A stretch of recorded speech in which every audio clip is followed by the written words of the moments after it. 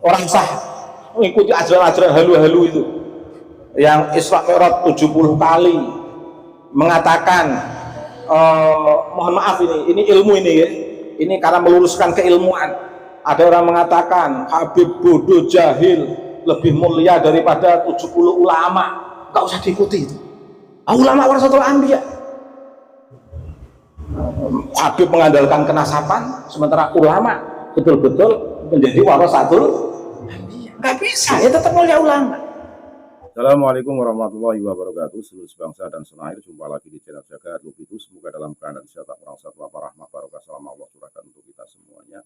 Berikut ini saya sampaikan sebuah video terkait dengan pemahaman mengenai ahli sunnah wal jamaah, terkait dengan pembahasan masalah tasawuf, thariqah, yang mana thariqah di bumi Nusantara ini dulu sudah tersambung kepada Syekh Abdul Qadir Jilani. Apa yang disampaikan oleh Kiai Nusantara ini saat menyampaikan bersama alumni dan santri-santri, memberikan sebuah gambaran pokok agar jangan sampai kepaten obor dan justru akan meninggalkan ajaran-ajaran Wali Songo yang notabene sudah mengajarkan secara benar terkait dengan Islam di bumi Nusantara ini. Apa yang disampaikan tentunya menjadi sebuah contoh konkret buat kita. Jangan sampai kita justru menerima ajaran-ajaran yang ajaran Islam yang saklek, tidak memandang kultur, budaya, tradisi di bumi Nusantara ini. Indonesia ini memang unik. Karena dulu waktu Wali Songo mengajarkan agama Islam tidak menumpahkan darah, artinya tidak dengan cara peperangan, tapi lewat seni, budaya, kultur, sosial yang ada di bumi Nusantara ini, sehingga enak. Karena mereka memberikan pemahaman ajaran agama Islam ini dari dasar sedikit demi sedikit, tidak frontal, tidak tendensius, tidak saklek, sehingga mudah diterima oleh mereka. Pro dan kontra pasti ada awal siar agama tersebut. Nah, ini harus ditangkap ya oleh kita selaku penerus dari ajaran Wali Songo untuk terus mensiarkan, memberikan edukasi kepada masyarakat luas agar tidak meninggalkan ajaran-ajaran Wali Songo, ajaran-ajaran ahli sunnah wal jamaah, terutama ahli-ahli tasawuf lewat Syekh Abdul Qadir Jilani. Lebih jelasnya mari kita simak penuturan seorang kiai di hadapan para santri dan alumni lewat video berikut ini. Segala hilaf mohon maaf engkari hakamat Nusantara meninggal. Assalamualaikum warahmatullahi wabarakatuh.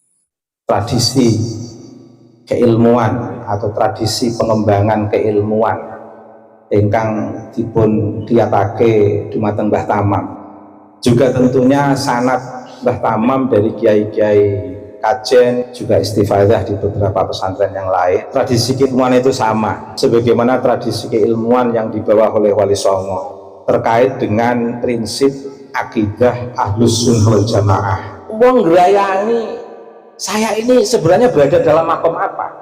Saya sebenarnya berada dalam makom asbab atau berada dalam makom apa tadi? Tajrid. Itu kan repot.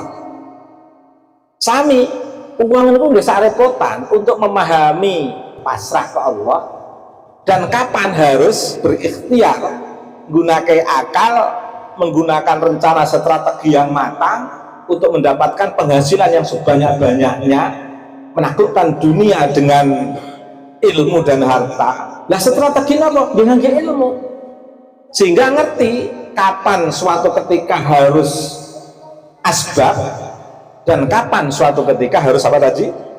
Tajrid. Dimulai dengan amal-amalan yang sederhana sesuai dengan perintah ibadah saja. Saatnya kerja saja. Dimulai hal-hal yang paling sederhana, saatnya ibadah, saatnya bekerja. Nek pada saatnya memang harus pasrah saja. Pada suatu ketika harus, dan itu dipahami dengan ilmu. Orang kalau sudah berilmu itu kan sudah bisa membedakan Karena la yastawil khabith wa thayyib, tidak akan pernah sama sesuatu yang menjijikkan dan sesuatu yang tidak menjijikkan. Itu hanya bisa dipikirkan oleh orang yang bisa menggunakan akalnya. Orang bisa menggunakan akalnya hanya bisa dipotensikan akalnya kalau bisa dikunci dengan ilmu. Sehingga istilah wong Jawa itu, wong itu nek dingilmoni itu ngerti kapan harus merefleksikan asbab dan kapan harus merefleksikan tajrid. Ini harus dengan ilmu. Nah, Ahlussunnah wal Jamaah punika napa? Ahlussunnah wal Jamaah punika orang yang mengikuti sunnah. Karena ahlun itu juga bisa dimaknai sebagai pengikut. Maknanya akeh. Tapi yang paling gampang ahlun itu ya ahline. Nah, ahlus sunnah berarti ahline sunnah. Disebut sebagai ahline karena apa? Orang yang sudah memahami sunnah tidak hanya dari aspek atau sisi keilmuan, tapi juga memahami sunnah dari sisi perbuatan. Jadi sunnah Nabi itu tidak hanya dipahami dari akal, tapi sunnah Nabi juga dipahami dari sisi perbuatan. Sunnah Nabi itu merefleksikan pikiran manusia yang berada dalam ahlus sunnah itu, dan sunnah Nabi itu merefleksikan perbuatan manusia yang berada dalam ahlus sunnah itu. Nah, sunnahnya siapa pertanyaannya?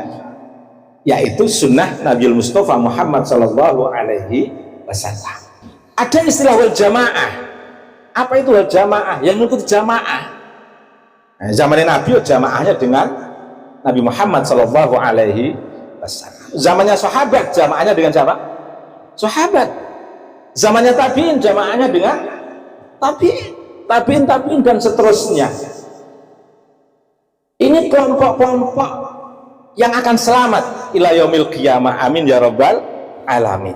Nah, kalau di dalam lingkungan Nahdlatul Ulama, organisasi yang dipegang oleh Mbah Tamam, sekaligus Mbah Tamam juga jadi pengurus di dalamnya, 2 periode Rais Suriah di PCNO Kabupaten Rembang, dan mengawal Ghuslul Masail NO dari tingkat kabupaten hingga wilayah dan pusat. Seperti apa Ahlussunnah wal Jamaah kita itu? Ahlussunnah wal Jamaah kita itu kalau dalam prinsip Nahdlatul Ulama, makanya sering dikenal aswaja Ahlussunnah wal Jamaah an-Nahdiyah, ada tambahannya an-Nahdiyah. Secara garis besar, secara konsep di NU itu memang belum ada konsep pengertian Ahlussunnah wal Jamaah. Makanya saya mencoba membantu menguatkan perspektif atau pandangan tentang Ahlussunnah wal Jamaah seperti yang saya sampaikan tadi. Di NU itu hanya menguatkan pengikut Ahlussunnah wal Jamaah. Apakah Ahlussunnah wal Jamaah itu? Ahlussunnah wal Jamaah adalah sebuah paham atau pikiran yang dalam bidang fikih. Nah, pengertiannya cuma gitu di dalam buku Nahdlatul Ulama itu. Dalam bidang fikih mengikuti mazhab 4, yaitu Imam Hanafi, Imam Maliki, Imam Syafi'i, dan Imam Hambali.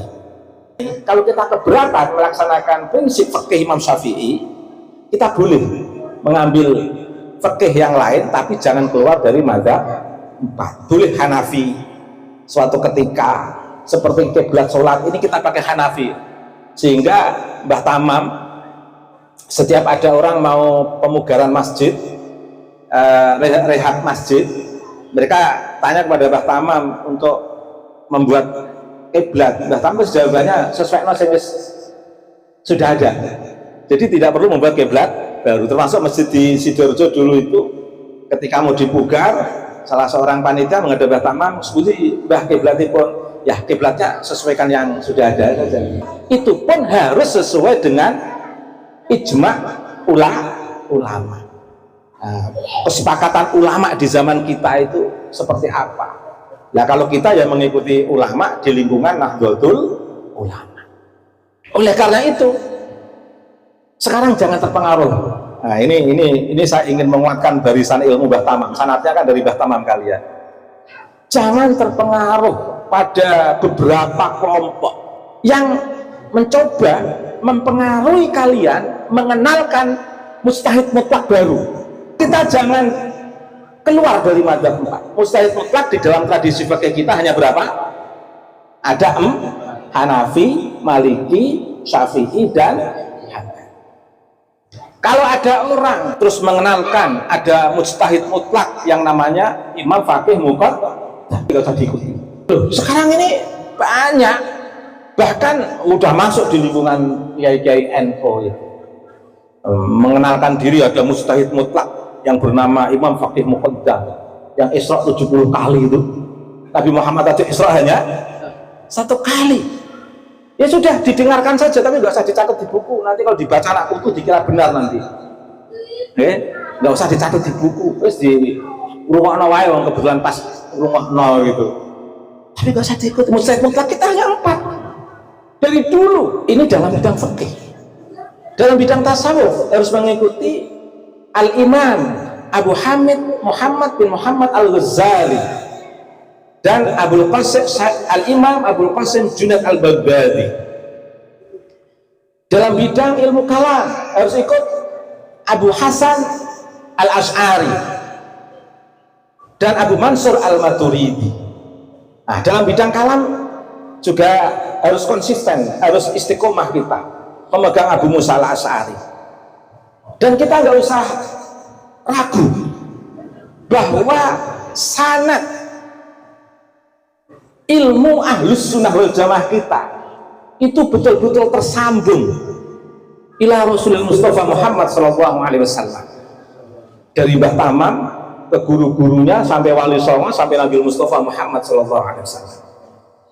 Kalau ada orang ngarang-ngarang mengatakan misalnya sanad ilmu ulama Nusantara itu dari kelompok dia, ya udah didengarkan, tapi harus dicatat.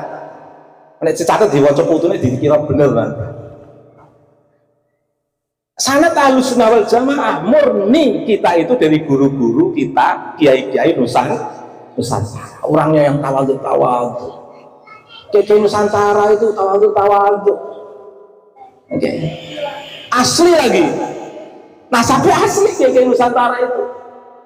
Ila Rasulullah Mustafa Muhammad SAW biwasilati nutfah nubuwah.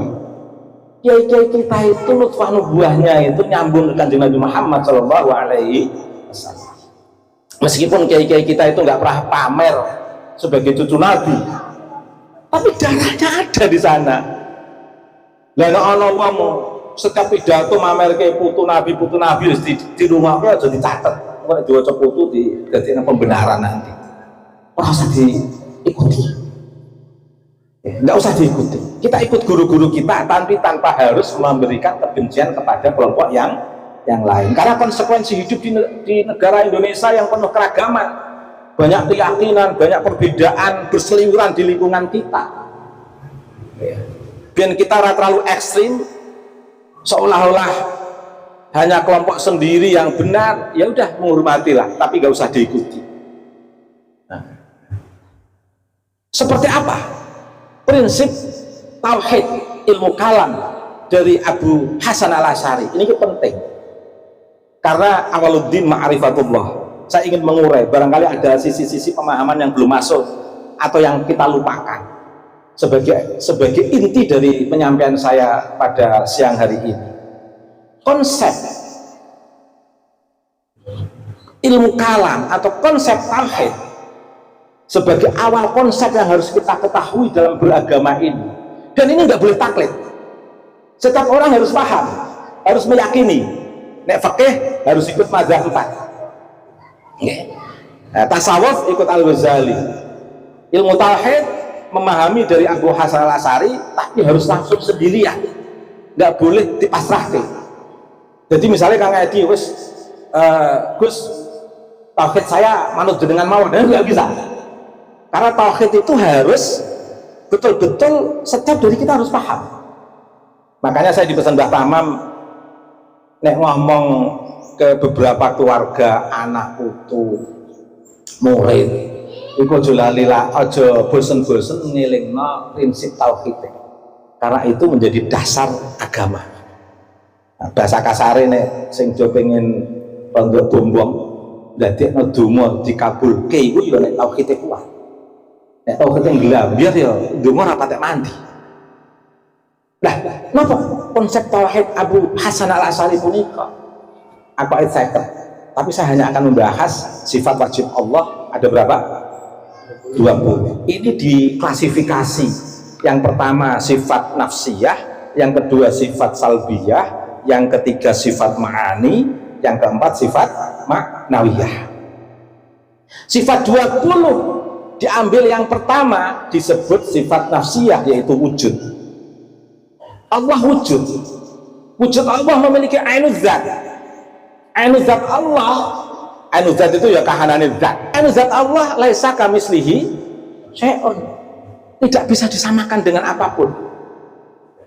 Tapi wujud wujudul mutlak. Wujud Allah memiliki ainul zat, dan ainul zat yang menjadi satu identitas wujud itu wujudnya adalah wujud mutlak. Mengapa dikatakan mutlak? Karena tidak bisa dibatasi. Seperti kita semua tidak bisa menyaksikan Allah dengan mata kita, karena Allah tidak bisa dibatasi oleh mata. Tidak mutlak lagi nanti kalau Allah bisa dilihat oleh mata. Sesuatu yang mutlak itu sesuatu yang tidak bisa dibatasi. Wujudul mutlak maujudun bila makan. Wujudnya tanpa tempat. Lah, awas, di sini saya mengingatkan, memaknai kata maujud jangan dimaknai sebagai makna maf'ul. Maujud itu kan maf'ul, diwujudkan. Kalau kita memaknai maujudun diwujudkan, salah. Karena Allah ada sebelum alam semesta. Wujudnya Allah adalah wujud mutlak.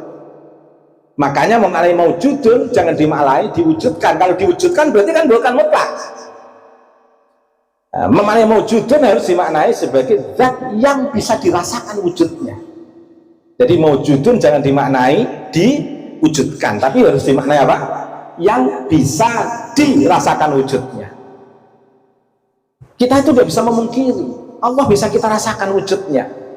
Ketika banjir bandang di Karanganyar, itu yang disebut manusia yang menyaksikan banjir pasti Allah subhanallah, merasakan Allah hadir di saat ada bencana seperti itu. Anak sakit, orang tua pasti terasa kehadiran Allah. Orang melihat tsunami atau banjir bandang begitu terus ngomong bancol itu kan nggak mungkin. Masih ya Allah. Itu artinya apa? Maujudun. Allahu maujudun bila makan. Dirasakan wujudnya tanpa tempat. Hadir di saat manusia sedang galau, sedih, mengalami sebuah bencana dan sebagainya. Hadir Allah itu. Ya, maujudun bila makan. Lah, wujud Allah memiliki ainul zat. Ainul zat memiliki sifat, tapi perlu diketahui sifat bukan ainul zat, tapi sifat tidak bisa dilepaskan dari ainul zat. Allah mempunyai sifat Allah al-alim, al-khabir, zat yang mengetahui. Kalau al-alim itu mengetahui seluruh gemblengan dunia ini. Kalau al-khabir mengetahui dari juz-juz terkecil dari dunia ini. Itu makna mengetahui dari sifat al-khabir. Kalau mengetahui dari sifat al-alim berarti secara keseluruhan. Artinya apa? Dan banyak lagi sifat-sifat Allah. Rahmanur Rahim, Malikul Quddus, Salamul Mu'minul Muhaiminul Azizul Jabbarul Mutakabbir dan lain sebagainya. Ini sifat. Lah, sifat nafsiyah adalah wujud. Yang kedua adalah sifat salbiyah. Sifat salbiyah itu apa?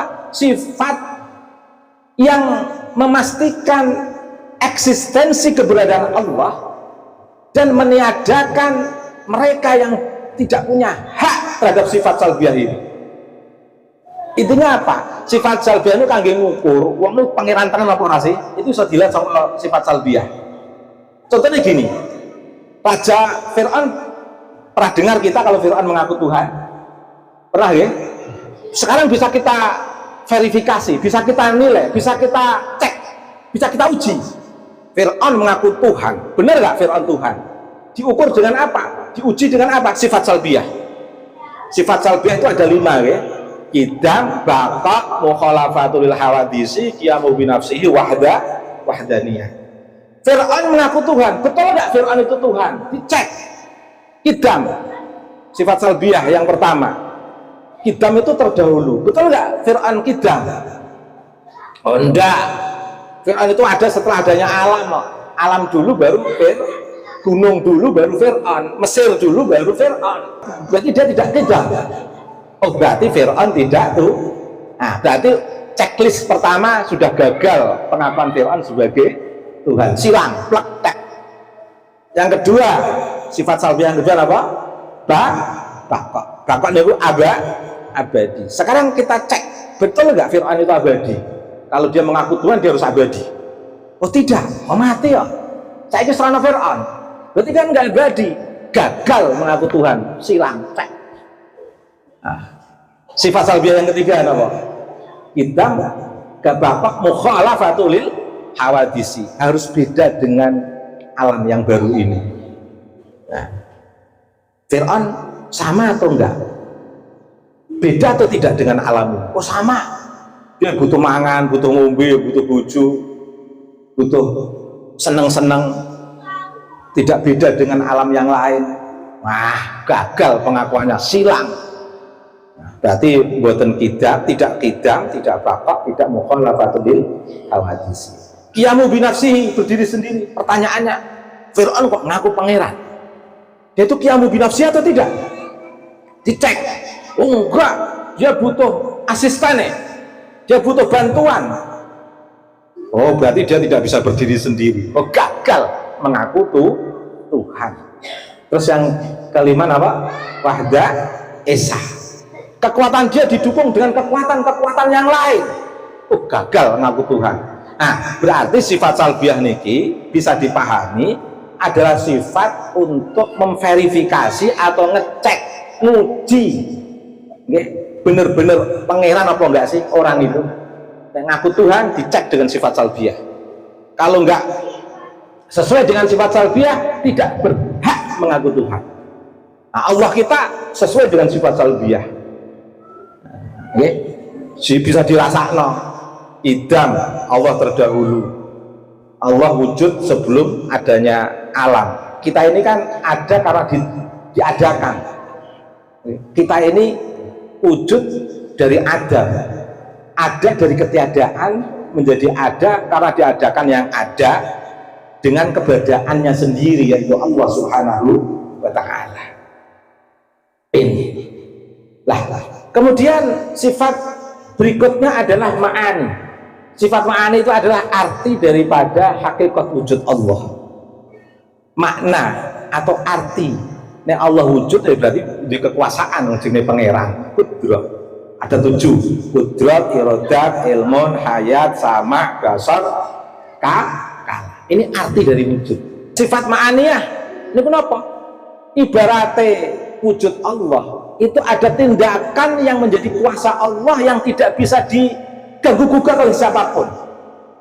Ibaratnya Allah wujud memiliki sifat kudrah, kuasa, ya beliau adalah zat yang qadiran, berhak punya keputusan sebagai zat yang memutuskan kekuasaannya. Allah wujud yang artinya memiliki iradah, kehendak, berarti beliau punya hak untuk menggerakkan, menentukan kehendaknya menjadi muridan. Makanya jadi fa'il semua ma'nawiyah itu.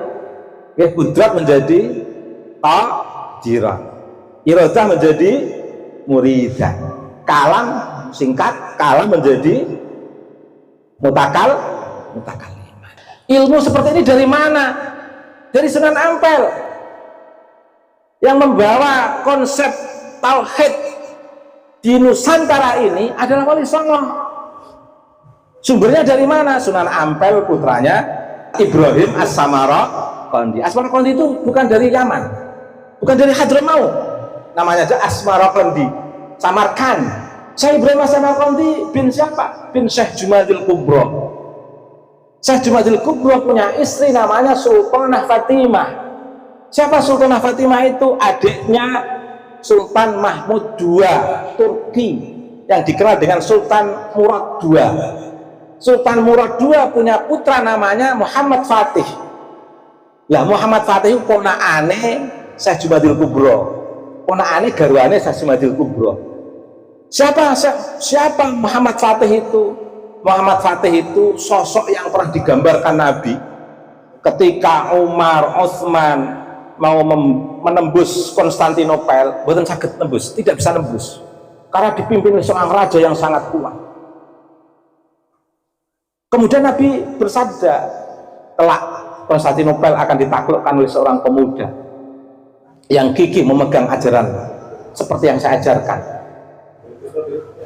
Lah, di saat itu juga Nabi pernah memuji sahabatnya yang bernama Abu Musa al-Asy'ari.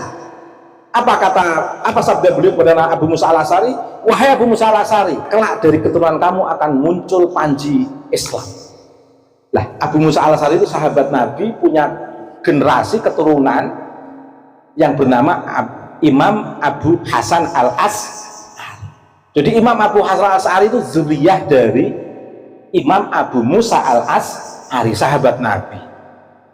Siapa Abu Hasan al-Asy'ari? Abu Hasan al-Asy'ari adalah gurunya Muhammad Fatih, putranya Sultan Mahmud II. Muhammad al-Fatih belajar ilmu kalam dari Abu Hasan al-Asy'ari, nurun no Sunan Ampel dari bin Ibrahim Samarkandi bin Syekh Jumadil Kubro.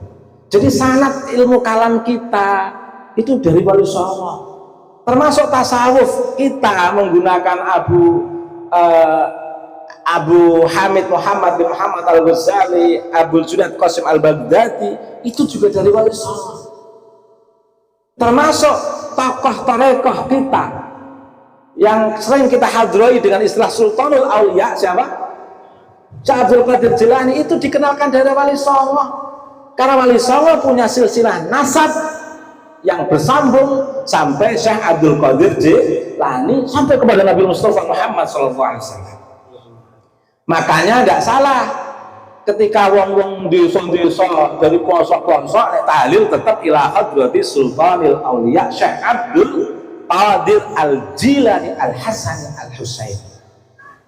Praktis sanad kita semuanya dari guru-guru kita Nusantara hingga Wali Songo. Mengapa? Enak, Wali Songo itu menyebarkan ilmu itu tidak dengan nasab. Anak putu Wali Songo itu nikah dengan siapapun bebas. Yang penting syaratnya bil ilmi wat tuqah. Lanang wedok padha ae nek ijeh nyambung tetep ana nutfah nubuwah ila Rasulullah Mustafa Muhammad sallallahu alaihi wasallam. Mulane anak putune Wali Songo ora do ngendelke nasab, kudu lanang.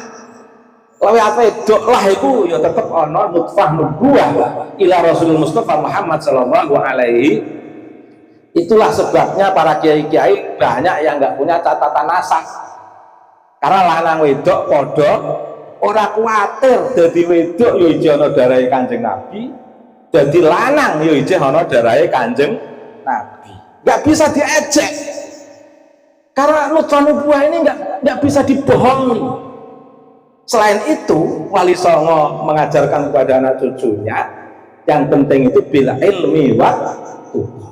Sehingga genealogi keberlangsungan keilmuan Wali Songo itu bisa lewat nutfah nubuwah putra putri dari zuriyah Wali Songo, juga bisa lewat para santri yang belajar dari Wali Songo.